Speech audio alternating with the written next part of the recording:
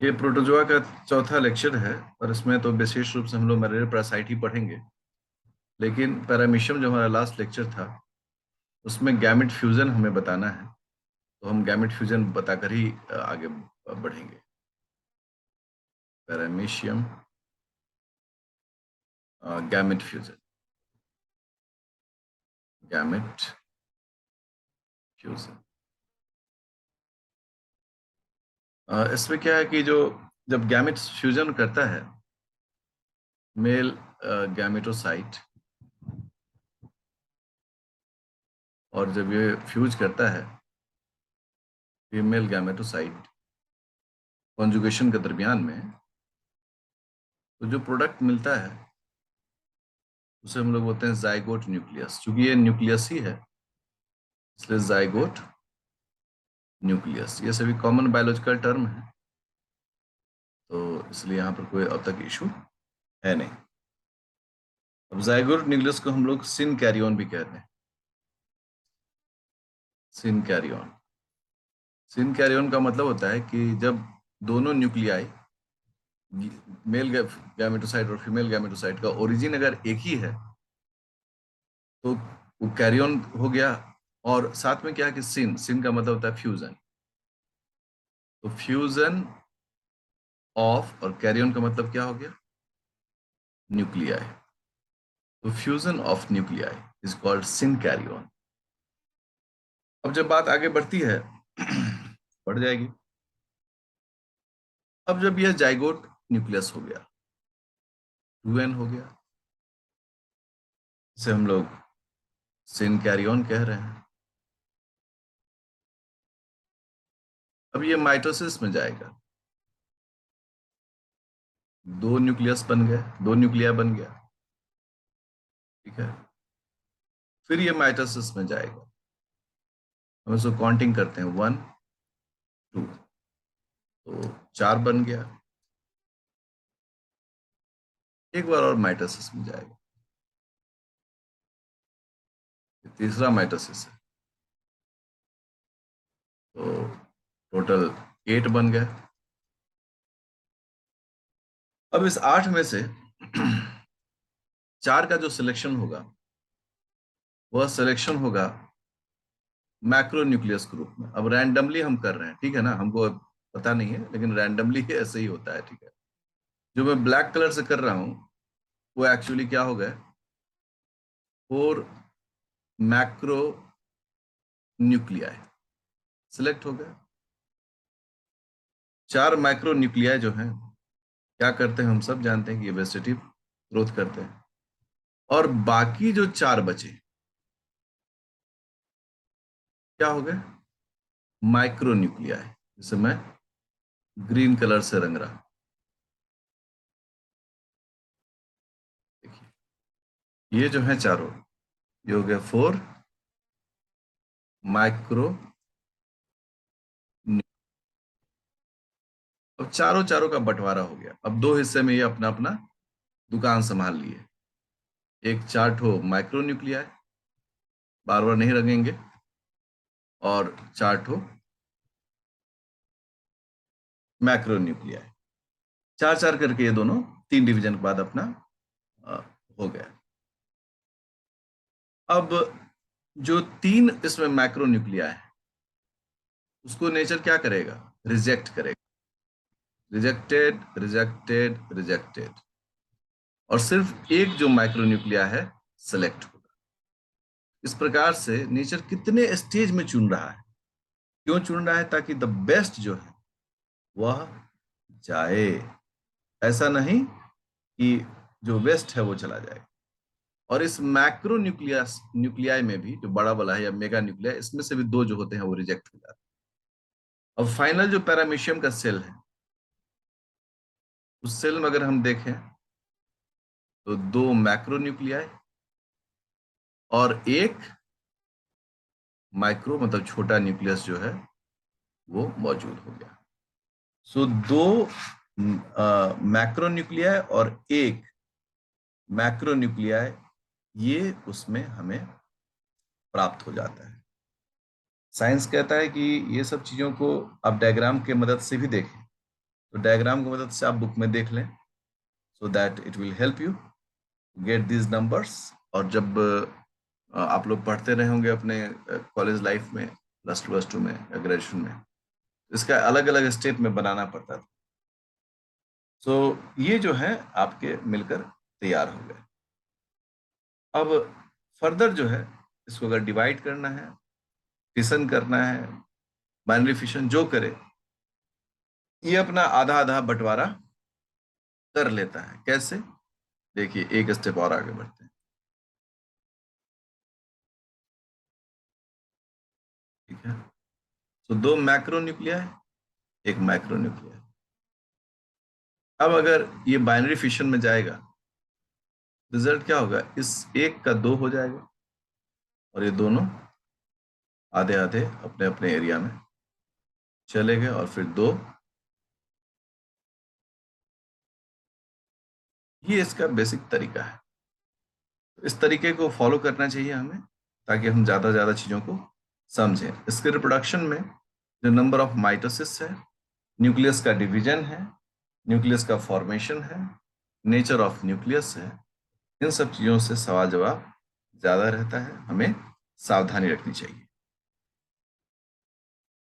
अब जो विषय वस्तु है जिस पर हम लोग ध्यान दे रहे हैं वो है मलेरियल पैरासाइट्स।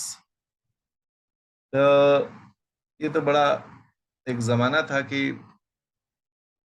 लाखों करोड़ों लोग जो थे ना वो इस मलेरिया कारण मर जाते थे। खासतौर पर जो सेकेंड वर्ल्ड वॉर जब शुरू हुआ, वर्ल्ड वॉर, तो सेना जो था ना वो काफी मरता था, क्योंकि उन सेना को तो भाई बुरे जगह पर रहना पड़ता था, तो पता चलता है कि मलेरिया से ही मर गया। और इसके अलावा भी मतलब जहाँ नदी के किनारे जितना भी सिविलाइजेशन था, near at the bank of reverse, वहाँ मलेरिया बड़ा मतलब खतरनाक रूप से काम करता था। तो 1880 में इसको सबसे पहले बार चार्ल्स लेबरान ने इस प्लाज्मोडियम को डिस्कवर किया। ठीक है ना, डिस्कवर्ड जर्म के रूप में। उस वक्त तो जर्म कॉन्सेप्ट था ना लुईस पैस्चर का, जर्म प्लाज्मोडियम। और कहाँ मिला ये? आरबीसी में। बोला कि जिस व्यक्ति को मलेरिया हुआ है उसके आरबीसी में एक जर्म प्लाज्मोडियम है। और जब उन्होंने देखा कि ये तो अमीबा की तरह दिखता है ये प्लाज्मोडियम, तो बड़ा चकित हुए बेचारे। बोले भाई तो कमाल की बात है। ठीक है, फिर उन्होंने क्या किया, एक बीमार व्यक्ति, ठीक है ना, देख रहे हो, बीमार व्यक्ति और एक हेल्दी व्यक्ति, इससे ब्लड निकाला, और इस ब्लड को इसके बॉडी में जब डाला तो देखा क्या, ये व्यक्ति भी थोड़े दिन में क्या हो गया, बीमार पड़ गया, मलेरियल पैरासाइट। उन्होंने कहा कि अच्छा, इसका मतलब जो आरबीसी है उसमें ये इन्फेक्टिंग एजेंट। और ये जैसे ही उन्होंने रिसर्च किया, it become a very popular research. उसके बाद तो मतलब सीरीज में लोगों ने काम किया। 1894 में मद्रास में सर रोनाल्ड रॉस, ठीक है ना, इन्होंने, चूंकि ये डॉक्टर थे और काफी जो उधर ब्रिटिश सेना था वो मर रहा था, उसका इलाज करने के लिए वो आए। और उन्होंने जब मलेरियल पैरासाइट का स्टडी करना शुरू किया, तो रॉस ने क्या देखा कि अरे बाबा, ये तो बहुत गड़बड़ है, ये जो बीमारी है वो तो प्लाज्मोडियम कारण है। और इन्होंने लाइफ साइकिल ऑफ प्लाज्मोडियम को डिस्कस किया, बताया दुनिया को। इसलिए आज भी रेनॉल्ड रॉस बहुत अ, मतलब कि ये जाने जाते हैं। और इन्होंने पहली बार बताया कि प्लाज्मोडियम जो है उसका फीमेल एनोफिलिस मच्छर के साथ संबंध है। बट ये पूरी तरह से स्टैब्लिश नहीं कर पाए। बाद में करीब हम कह सकते हैं कि इनके बाद लगभग 1900वीं सदी में जो ग्रासी थे, ग्रासी ग्रासी ने साइंटिफिक प्रूफ दिया। प्रूफ, साइंटिफिक प्रूफ क्या दिया इन्होंने कि मलेरिया जो है उसका लाइफ साइकिल कैसा होता है, of the life cycle of malaria, cycle of malaria. तो ये इसका एक हिस्टोरिक बैकग्राउंड है। उसको आप लोग थोड़ा दिमाग में बिठा के चलें। अब बहुत सारी बातें हुई काफी। सेकेंड वर्ल्ड वॉर में तो मतलब चमत्कार ही हो गया, लोगों ने इसके सारे सारे पुर्जे खोल के रख दिए। वह क्या होता है, कैसे होता है, क्या लाइफ साइकिल है, कौन सी दवाइयां आएंगी, कैसी दवाई होगी, कैसे इसका इलाज होगा, ये तमाम जो जानकारियां थी उन जानकारियों को डॉक्टर्स ने रख दिया। और इसलिए सेकेंड वर्ल्ड वॉर में हम लोग कहते हैं कि मलेरिया का जो डिजीज का जो ये है मतलब मेडिसिन हैं उसका आना शुरू हो गया। इससे पहले कि उसके लाइफ साइकिल पर थोड़ी सी बात करें, types of malarial parasites. Malarial parasites में जो सबसे पहला मतलब ये तो चार तरह के इसमें पैरासाइट्स के बारे में लोगों ने चर्चा किया। तो जो सबसे पहला वो था Plasmodium vivax, Plasmodium vivax. Second जो था वो था प्लाज्मोडियम ओवैली। थर्ड जो इसमें है वो है प्लाज्मोडियम फैल्सीपैरम। ये तीन जो है ना वो बड़े पॉपुलर रहे, फैल्सीपैरम, ठीक है ना। इन तीनों का बड़ा वैल्यू रहा क्योंकि शुरुआती दौर में ये तीनों बड़े मतलब कुख्यात थे। फिर डिस्कवरी के क्रम में लोगों ने देखा कि एक और भी है, इसका नाम उन लोगों ने रखा प्लाज्मोडियम मेलेरियाई। ये चार तरह के उन्हें प्राप्त हुए। अब इसमें क्या था कि ये सभी ये जो तीन थे ये थे tertian malaria, tertian malaria, tertian मतलब थर्ड स्टेज। और ये जो था वो था क्वार्टन मलेरिया, क्वार्टन मलेरिया मतलब चौथा स्टेज, चार स्टेज। सो इस प्रकार से मलेरिया के अलग अलग टाइप्स को जो है वह बांटा गया। अब इनसे होने वाले बीमारियों का नाम भी बदला गया, जो सामान्यतः जीके का क्वेश्चन होता है और सभी विद्यार्थी इसका आंसर करते हैं कि प्लाज्मोडियम वाइवेक्स। प्लाज्मोडियम वाइवेक्स से बेनिगन टर्शियन मलेरिया होता है, ठीक है। So it is a very common. Second Plasmodium falciparum, Plasmodium falciparum से मैलिग्नेंट टर्शियन मलेरिया होता है, टर्शियन मलेरिया होता है, ठीक है। प्लाज्मोडियम वाइवेक्स और प्लाज्मोडियम ओवेली भी वैली भी लगभग एक ही कैटेगरी से आते हैं। ये दोनों लगभग लगभग यही बेनिगन टर्शियन मलेरिया जो है वो कॉज करता है। तो पहला तो ये कॉन्सेप्ट हुआ कि अच्छा मतलब बीमारी को कॉज करने के लिए ये सभी एक अपना लाइफ साइकिल चलाते हैं। और जो क्वार्टरन मलेरिया है उससे क्वार्टरन मलेरिया ही होता है, इसलिए उसमें कहीं कोई अलग से नाम उसको देने की जरूरत नहीं है। अब जब इनके लाइफ साइकिल को हम पढ़ते हैं तो सामान्यतः हम लोग प्लाज्मोडियम वाइवेक्स पढ़ते हैं। तो लाइफ साइकिल में हमें किन सब चीजों पर ध्यान देना चाहिए जहां से इसको आता है, जहां से क्वेश्चंस उठते हैं।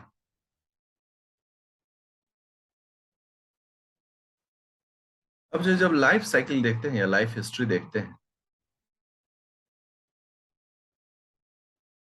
तो इसमें एक आता है प्राइमरी होस्ट और एक होता है सेकेंडरी होस्ट। प्राइमरी होस्ट वो होता है जिसमें पैथोलॉजिकल सिम्टम्स आते हैं, पैथोलॉजिकल सिम्टम्स मतलब बीमारी, वो जिसमें दिखता है तो ऑब्वियसली ह्यूमन है, तो हम लोग हो गए प्राइमरी होस्ट। और सेकेंडरी होस्ट वो होता है जहां पर हम कह सकते हैं कि इसका एक रिजर्वायर हो,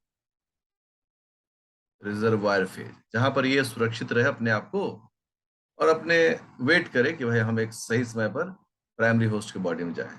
और ये जो है वो फीमेल एनोफिलिस है। तो मिला के ये प्राइमरी और सेकेंडरी होस्ट का डेफिनेशन भी है और इसका मतलब भी होता है। प्राइमरी होस्ट जिसमें पैथोलॉजिकल सिम्टम्स दिखते हैं, जिसमें बीमारी दिखता है, वो प्राइमरी होस्ट है। और जो नहीं बोलते हैं कि जब प्राइमरी होस्ट में नहीं है तो कहीं तो रहेगा ये, एक रिजर्वायर, सुरक्षित पनाहगाह के रूप में ये मच्छर के अंदर रहता है, वो भी फीमेल एनोफिलिस के अंदर में रहता है। इसमें जो फिशन होता है, इसमें रिप्रोडक्शन जो है, ठीक है, उसमें multiple fission, multiple fission, fission, उसको हम लोग बोलते हैं स्काइजोगोनी, स्काइजोगोनी एंड गैमेट फ्यूजन, फ्यूजन। तो जो मल्टीपल फिशन हो गया, मल्टीपल फिशन तो एसेक्सुअल लाइफ हो गया, ये एसेक्सुअल लाइफ है। और गैमेट फ्यूजन क्या होता है? गैमेट मतलब क्या हो गया? ये सेक्सुअल लाइफ है। इसका मतलब है कि इसमें दोनों तरह की लाइफ जो है वो एग्जिस्ट करते हैं, मल्टीपल फिशन के भी और गैमेट्स के भी। So it's very important to understand कि मल्टीपल फिशन में क्या होगा और ये गैमेट फ्यूजन में क्या होगा। तो जो एसेक्सुअल मोड है, वो एसेक्सुअल मोड जो है वो प्राइमरी होस्ट में होता है, मतलब कि ह्यूमन में, ह्यूमन में। और जो सेक्सुअल मोड है, गैमेट, वो मोड दिखता है इसको सेकेंडरी होस्ट में, सेकेंडरी होस्ट में, जिसको हम लोग बोलते हैं फीमेल एनोफिलिस। क्योंकि ये दोनों एक दूसरे के लाइफ साइकिल पर डिपेंड करता है, इसीलिए ह्यूमन से एनोफिलिस में जब जाएगा तो मेल और फीमेल गैमेट, फीमेल और मेल गैमेट्स जाएगा। अर्थात गैमेट का जो फॉर्मेशन होता है वो ह्यूमन के बॉडी में ही होता है। आगे फ्यूजन फर्टिलाइजेशन उसको कहाँ करना पड़ता है? एनोफिलिस के बॉडी में। इसको हम लोग डिटेल में देखते हैं। सबसे पहले तो हम लोग मैन के अंदर में देखने की कोशिश करें, तो ये जो साइकिल्स हैं जो कि इसके बॉडी में घूमता है, तो आप देखिए कि एक आदमी है, सोया हुआ है बिना मच्छरदानी के, ठीक है ना, बिना मच्छरदानी के दम सोया हुआ है, ठीक है। ठीक रात में, ठीक है ना, देखिए निकर पहन के सोया हुआ है, गंजी वंजी पहन के सोया हुआ है। जब रात में, अब तो खैर लेकिन रात में 12 बजे से सुबह 4 बजे के बीच में ये हाई टाइम होता है, जब फीमेल मॉस्किटो अंदर घुसकर और इसके शरीर से खून चूसता है। इस खून चूसने के कारण इसमें दो काम होता है, इस खून चूसने के दरमियान में दो काम होता है। क्या क्या काम होता है? देखो, हाथ में काटा तो हम हाथ का डायग्राम बना दे रहे हैं।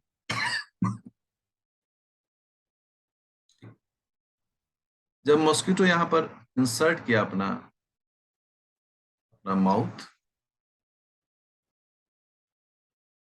ठीक है ना, इसने रिलीज किया सलाइवा, सलाइवा से रिलीज किया और सक क्या किया? ब्लड। सो जब एक मॉस्किटो हमारे शरीर पर अटैक करता है खून पीने के लिए, तो दो चीजें होता है। पहला कि वो सलाइवा, इस सलाइवा में क्या क्या होता है वी ऑल नो। इस सलाइवा में हिपैरिन होता है, हिपैरिन जो खून को जमने नहीं देता। और साथ में क्या होता है, अगर ये प्लाज्मोडियम वाइवेक्स है तो स्पोरोजोइट होगा। ये दे दिया। ब्लड, ब्लड में क्या होगा, एक तो उसको चाहिए आरबीसी हीमोग्लोबिन, वो इसको मिल गया। और दूसरा है कि ब्लड से गैमेटोसाइट्स ऑफ प्लाज्मोडियम वाइवेक्स मिल गया, अगर ये व्यक्ति मलेरिया से ग्रसित है। तो आप देखिए कि ये खून पीने के मात्र संबंध से मलेरिया है, मतलब प्लाज्मोडियम का जो लाइफ साइकिल है वो मूव कर रहा है। मच्छर काट रहा है तो अपना हिपैरिन, जिससे वो ब्लड को जमने से रोकता है, और स्पोरोजोइट जो कि प्लाज्मोडियम का एक ट्रांसफरेबल फॉर्म है मच्छर से इंसान में। और जब वो खून चूसता है, उसके अपने काम के लिए चाहिए, अंडा को वाइटलिनोजेनेसिस के लिए उसको आयरन चाहिए, तो ले लिया बाबा। और साथ में यह प्लाज्मोडियम वायरस का गैमेट्स भी ले लिया। इस प्रकार से ये ले देना, और वही अगर ये मच्छरदानी के अंदर में रहेगा तो कभी भी ये चुनौती नहीं आएगी। तो ये जो साइकिल होता है, इस लाइफ साइकिल को चार भागों में बांटा गया। देखिए, पहला भाग pre and exo erythrocytic cycles. Pre मतलब पहले और एक्सो मतलब बाहर, आरबीसी से पहले और आरबीसी के बाहर, मतलब आरबीसी के फेज से पहले का फेज और आरबीसी के फेज से बाहर का फेज, दोनों यहां पर मैंने शामिल कर लिया। दूसरा इरेथ्रोसाइटिक साइकिल्स, साइटिक साइकिल। और ये जब साइकिल होता है इसका मतलब ये आरबीसी का साइकिल हो गया, आरबीसी के अंदर में हो गया, इरेथ्रोसाइट के अंदर में हो गया। तीसरा पोस्ट इरेथ्रोसाइटिक साइकिल्स। कई विद्यार्थी पूछते हैं कि सर पोस्ट इरेथ्रोसाइटिक साइकिल्स और ये एक्सो इरेथ्रोसाइटिक साइकिल्स में क्या अंतर है, एकदम स्पष्ट किया जाएगा। और गैमेनोगोनी और सेक्सुअल रिप्रोडक्शन, इस प्रकार का एक साइकिल है, फेज है। ठीक है, ये जो तीनों फेज है ये तो ह्यूमन में हो रहा है, और ये जो फेज है ये उसको मॉस्किटो में ले मूव करा रहा है। मॉस्किटो में गैमेट फ्यूज करेगा, जाइगोट बनेगा, ये सारा काम जो है वहां पर वो अपना करेगा। चलो भाई बढ़िया है। सबसे पहला प्री और एक्सो, एक्सो और पोस्ट में क्या अंतर,